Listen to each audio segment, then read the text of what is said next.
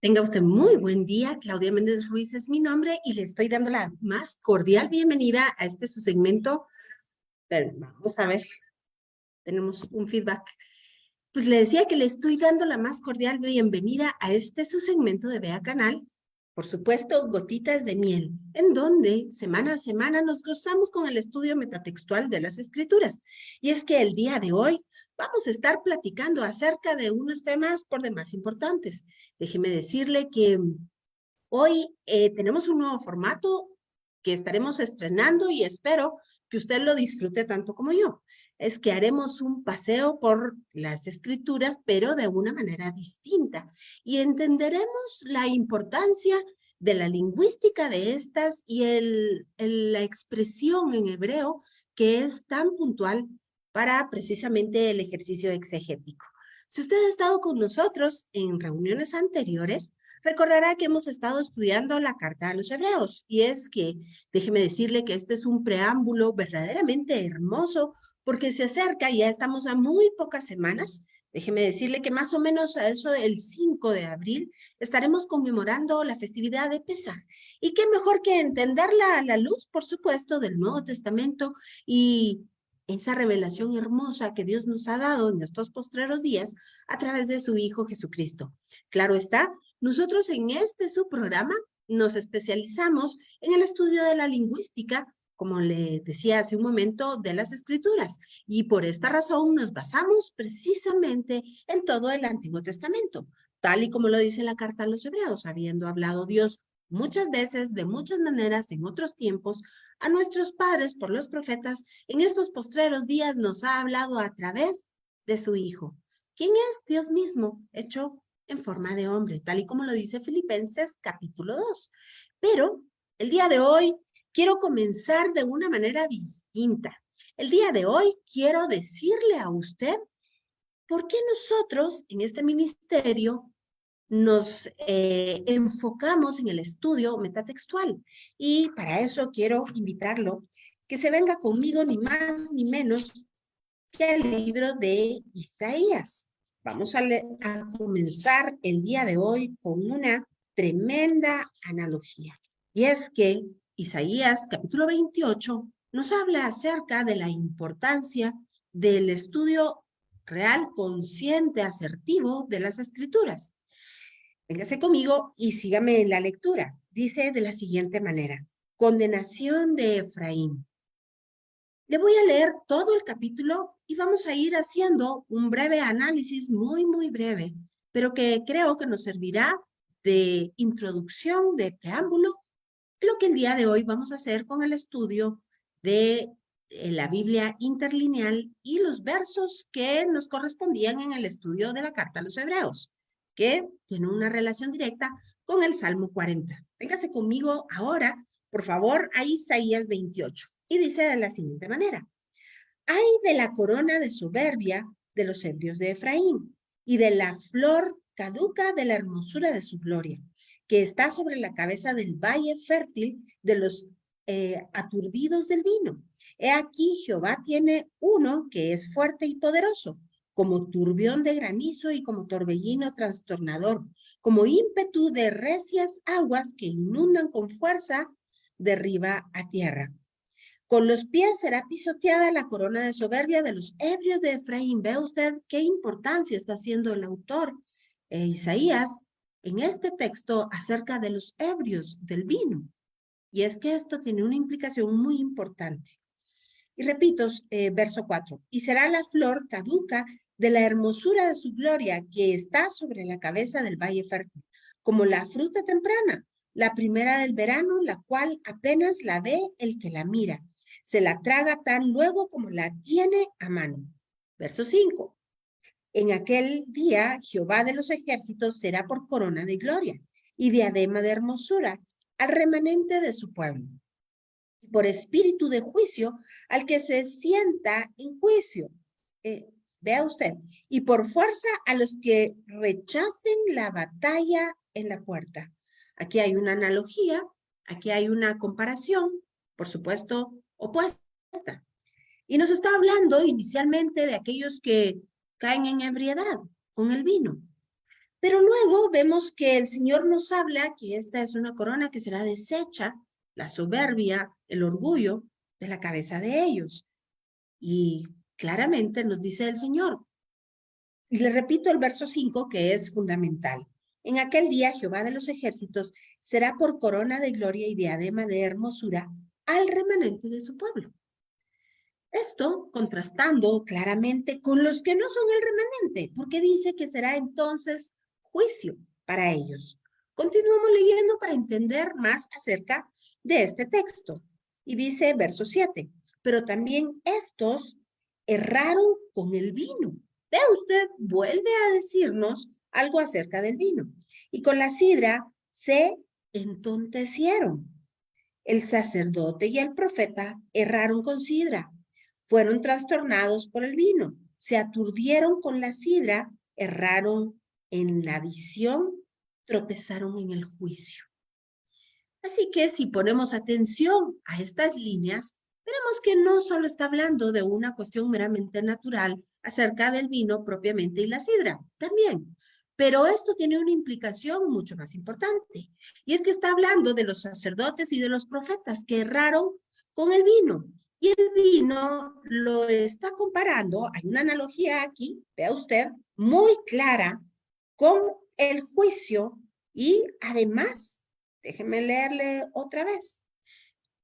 Y dice que se aturdieron con la sidra y erraron en la visión, pero también tropezaron en el juicio. Así que nos está hablando de visión y de juicio. Continuemos leyendo. Porque toda mesa está llena de vómito y suciedad hasta no haber lugar limpio. Ah, ¿quién se enseñará ciencia o a quién se le hará entender doctrina?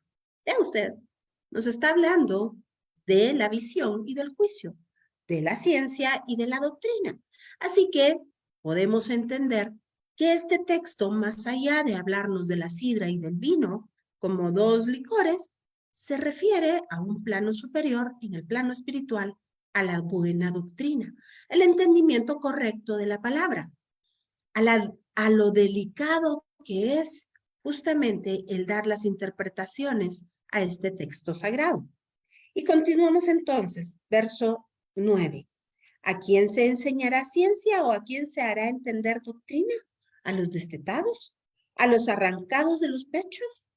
Porque mandamiento tras mandamiento, mandato sobre mandato, renglón tras renglón, línea sobre línea, un poquito aquí, otro poquito allá.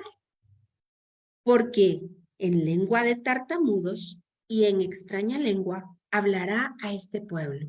Y déjeme decirle, yo en breve le voy a enseñar a usted cómo buscar el significado asertivo, correcto de cada una de las palabras de la Biblia.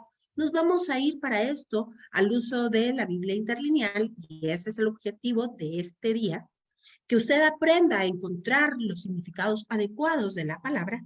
Se dará cuenta que si usted busca justamente la palabra extraña lengua, verá que se refiere al bufón, es decir, al que hace burla, al que se burla de la palabra.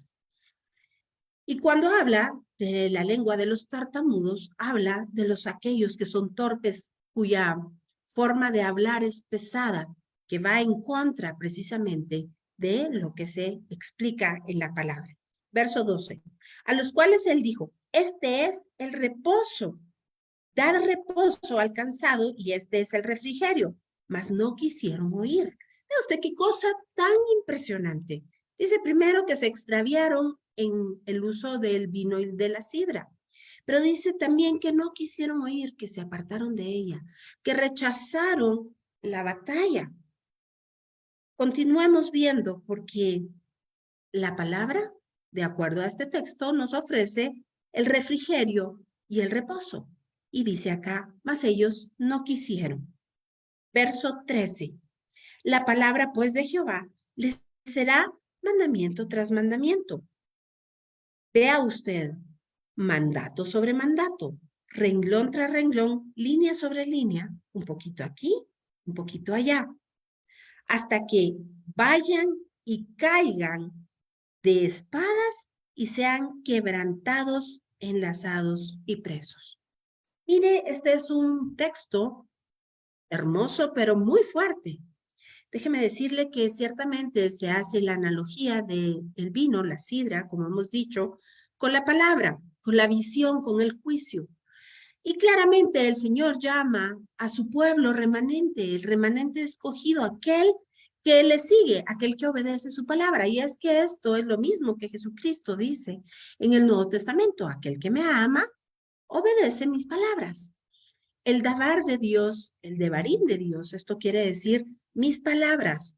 ¿Y sabe usted que el quinto libro del Pentateuco recibe precisamente este nombre?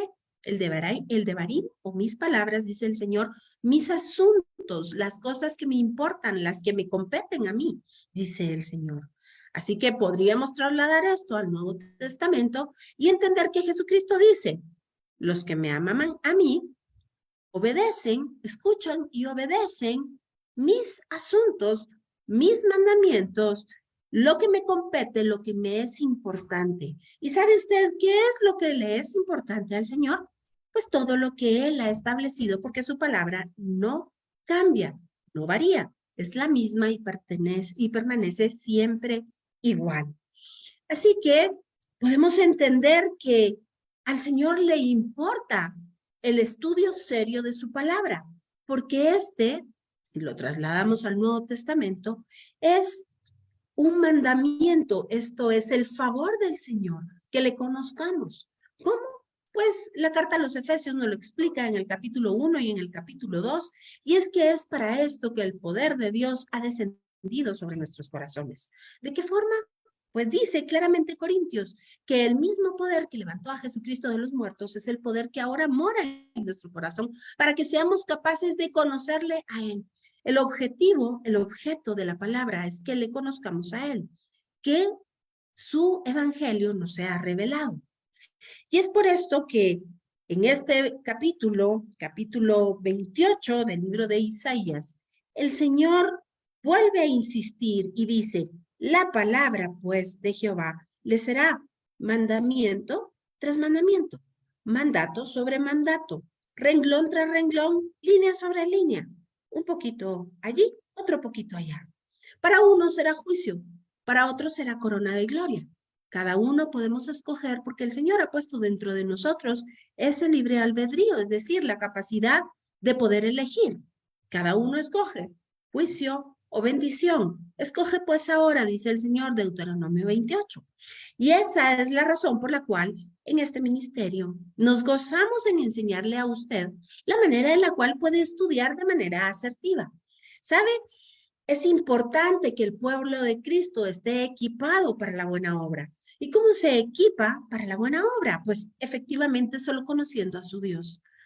Si usted va al libro de Daniel, encontrará que están allí plasmadas todas las profecías de los tiempos del fin. Y claramente sabemos que esto se cumplirá palabra a palabra. Jesús mismo dijo: porque de mi palabra absolutamente todo se cumplirá. No dejará ni una jota ni una tilde, dice en el español. En el hebreo dice ni una kotz.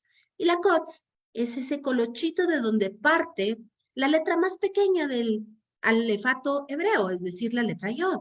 De ahí dicen los sabios que Dios empezó a hacer todo cuanto existe. Así que esta es la razón por la cual ni una kotz, ni siquiera ese adornito de la letra más pequeña del alefato hebreo, dejará de cumplirse. Es así como si regresamos a lo que le estaba contando de justamente esta profecía hermosa descrita en el libro de Daniel, vemos que todo se ha ido cumpliendo y se seguirá cumpliendo. Pero la palabra es enfática también y hay un verso hermoso que dice: pero el pueblo que conoce a su Dios se levantó y actuó. Estos somos usted y yo por la pura misericordia de nuestro Dios. Así que, qué mejor que conocerle, porque la revelación de este tiempo presente, el Olam Hasé, será proporcional para los tiempos que están por venir, el Olam Haba. Así que hoy vamos a continuar, si usted me hace el favor, y tomemos entonces la lectura de nuestra carta a los hebreos. Y recordará que nos quedamos precisamente hablando del capítulo 40 del libro de Tehilim o los Salmos. Y dice así, vamos a comenzar la lectura en el capítulo 10, verso 1 para ponernos en contexto.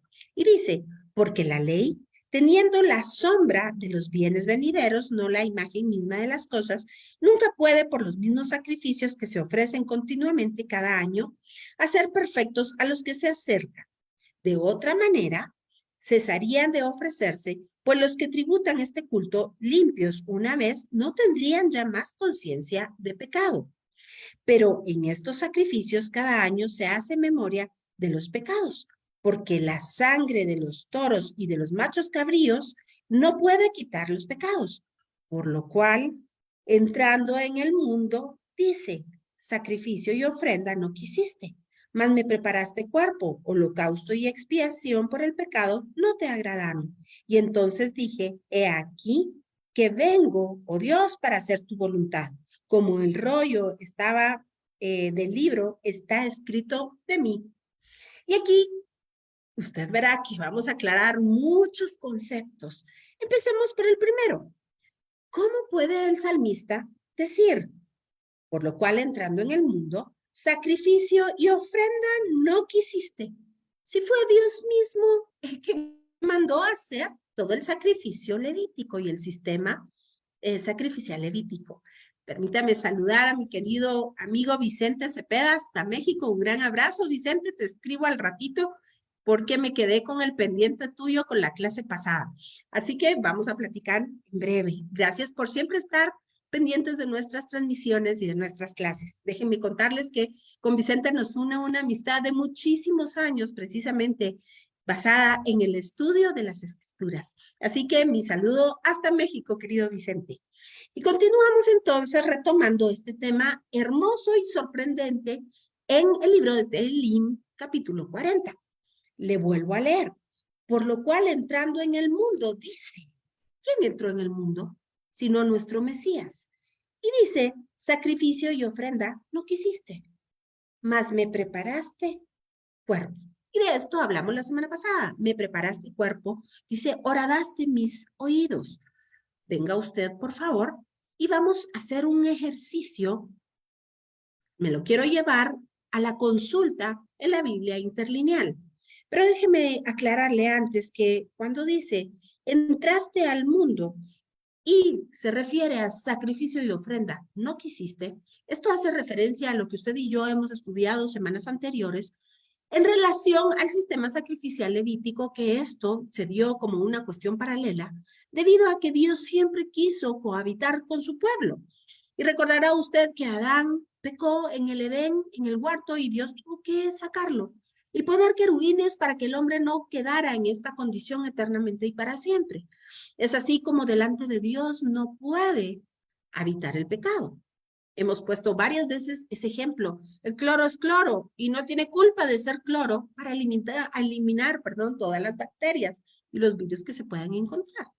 De la misma manera, no puede haber pecado delante de la presencia de Dios.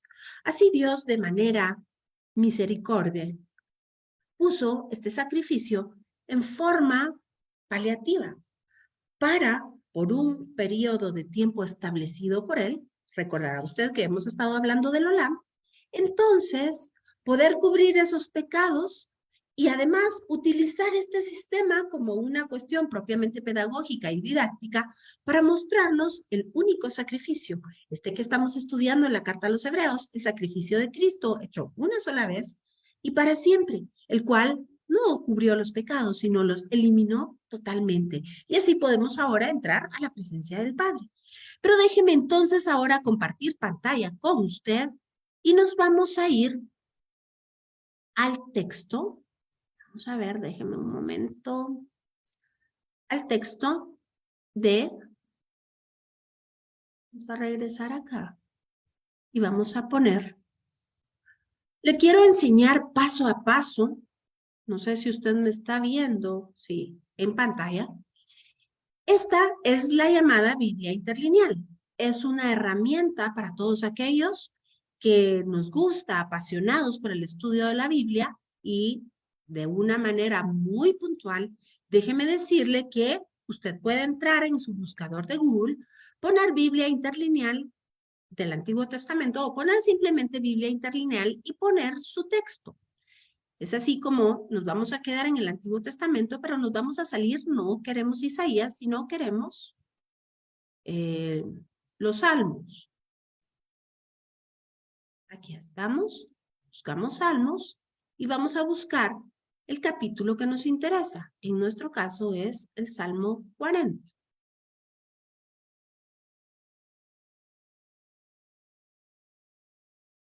Y ahora vamos a buscar el verso 6.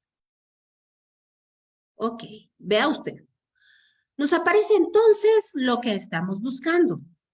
Vean su pantalla.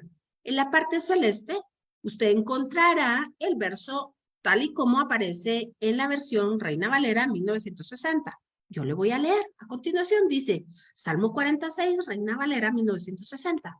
Sacrificio y ofrenda no te agrada. Has abierto mis oídos, holocausto y expiación no has demandado. Y bien, veamos entonces qué nos está diciendo el salmista. Usted acá encontrará, por favor, ponga su mirada en el cuadro amarillo y encontrará que en verde está el texto en hebreo, es decir, el idioma original en el cual está escrito la Tanaj o el Antiguo Testamento. Déjeme hacer la aclaración que, por supuesto, en el texto del Nuevo Testamento usted encontrará el original en el griego, siempre en el color verde. En rojo encuentra en nuestra lengua, en el español. Pero si usted mira arriba de cada palabrita hebrea, encontrará un numerito. Así que vamos a descubrir qué quiere decir cada una de estas palabras y le vamos a ir dando el significado adecuado. Dice así, sacrificio. La palabra en hebreo es 2077 en el diccionario Strong. Y vea usted que se pronuncia seba. Y esto quiere decir matanza o la carne de un animal o el sacrificio o el acto de sacrificar o de tener una víctima. Inmolar, consagrar, ofrecer, ofrendar, sacrificar. Y continuemos. Seba. Ahora veamos ofrenda. Dice minja. Y vea usted, esto es una donación. Déjeme contarle que en el capítulo 1 y en el capítulo 2 de ese hermoso libro de Levítico o Vaikra, se describen justamente los sacrificios que se habían determinado, que Dios había mandado a su pueblo para el sistema sacrificial levítico. Cada uno, por supuesto, a manera, claro está, de un cuadro didáctico o pedagógico que cumple una finalidad enseñándonos acerca de ese carácter del sacrificio de Cristo. En el caso propiamente de la minja, era un acto adicional al sacrificio, era una donación, era algo más que se entregaba. Así que veamos, dice acá, no quisiste los sacrificios, no quisiste además la ofrenda, es decir, lo agregado. Ahora veamos, para has deseado. Y la palabra es cafet, y esto es agradarse, con deseo.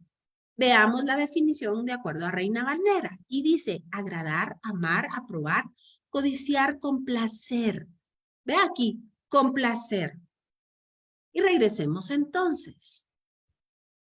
Y podemos entender por qué nos está diciendo el autor de los Salmos que Dios no demandó ni ofrenda, ni minjá, ni excedente, ni además un obsequio extra. ¿Por qué Dios no se agradó? Porque no quedó complacido. Y es que la razón no es que Dios no haya mandado todo este sistema sacrificial, sí está claramente descrito en el libro de Levítico. La razón es que este sistema sacrificial Dios lo mandó a hacer a su pueblo hasta y a partir del pecado del becerro de oro. Antes y previo a eso, los sacrificios no tenían relación con el pecado. Es hasta exclusivamente a partir de la entrega de la Torá y por consiguiente, a partir del sacrificio del becerro de oro, que Dios manda el sacrificio propiamente por el pecado.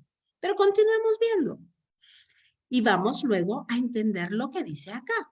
¿Se recuerda usted que la semana pasada hablamos precisamente de esta palabra, osen, amplitud? Aquí se puede leer justamente como oído, en su forma física. Oído, oír, oreja, pero también hay una implicación muy hermosa. Y de esto quiero hablarle. Recuerda usted que la semana pasada estuvimos platicando que cuando un esclavo judío no quería más irse, sino que quería, aun cuando se hubiese vencido su tiempo de esclavitud, quería permanecer con su dueño, el dueño le horadaba la oreja. Y entonces, en el libro de Levítico, por cierto, queda asentado que el esclavo sería esclavo de su amo, sería pertenencia de su amo por siempre. Quedaba sujeto a servidumbre. Claro, hicimos todas las aclaraciones pertinentes al respecto. Además, estuvimos hablando que esto podía, de acuerdo a los sabios, tener una relación directa con las orejas del altar de sacrificio. Y es así como podía existir una relación entre quebrar las orejas del altar y la movilidad de este. Por consiguiente, había una ruptura, ya no había más sacrificio. Esto también coincide con la venida de Jesucristo. Es también otro posible nivel de entendimiento. Pero yo hoy le quiero, además, contar que en base a lo que leímos la semana pasada del Salmo 22, ese salmo que nos habla, tremendamente nos revela el sufrimiento de nuestro Mesías, recordará usted que es justamente esta la palabra que se utiliza cuando dice, horadaste mis manos y mis pies. Pues fíjese usted que además de esta expresión de horadaste mis manos y mis pies, que tiene una relación, claro, y si usted no tuvo oportunidad de ver nuestro video de la semana pasada, podría chequearlo y verá que tiene una relación directa con el altar del sacrificio y con la cuestión del siervo. Pero hoy, además, quiero hacer una paráfrasis en relación a lo que usted está viendo en su pantalla, presencia. Y es que claramente podríamos decir, horadaste mi presencia, mi propio cuerpo. Y por eso es que el salmista podría hacer un ejercicio de exégesis y escribir, me hiciste cuerpo. Podríamos nosotros agregar, horadaste mi presencia, horadaste mi cuerpo en él. Continuemos entonces, aunque los minutos se nos están pasando. Y vea usted acá, dice, has honrado, pero la palabra debiese ser horadado. Cara, es precisamente esto, cavar, tramar, perforar o abrir, buscar, hacer. Y vea usted, hacer un banquete. Holocausto. La palabra para holocausto es hola. Y esto es tremendo porque el holocausto era aquel sacrificio en el cual debía quemarse absolutamente todo el corbán del sacrificio, es decir, el cuerpo del sacrificio. No podía quedar absolutamente nada. Este sacrificio, era el único en el cual el sumo sacerdote y los sacerdotes no podían tomar una porción para sí, sino todo el cuerpo del sacrificio tenía que ser quemado.